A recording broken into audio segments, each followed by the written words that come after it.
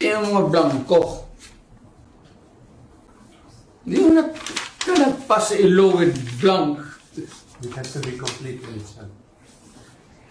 That is not allowed.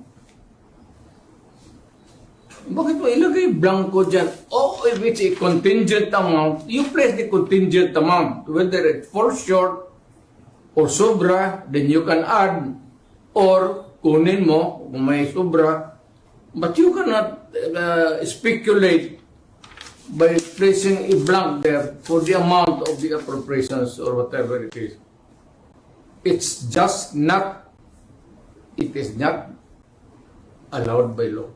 Ipinakita ni former President Rodrigo Duterte at Davao City 3rd District Representative Isidro Ungab sa isang livestream video nitong January 18 ang di umano'y alegasyon ng discrepancy sa Bicameral Conference Committee o BICAM report.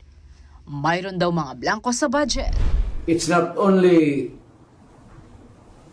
inaccurate, but I think the budget is in totality invalid. Hindi na pwede mag-blanco-blanco dyan sa pera ng tao. Ano ka man? Mariin naman itong pinabulaanan ni Pangulong Ferdinand Marcos Jr.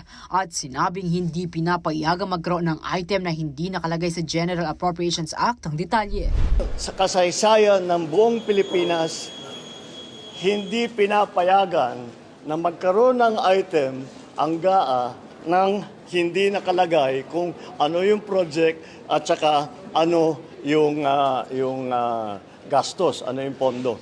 Tinawag din niyang kasinungalingan ang alegasyon ng dating Pangulo. He's lying.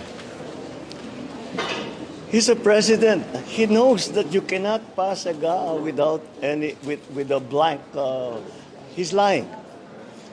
He's lying because he knows perfectly well that that doesn't ever happen.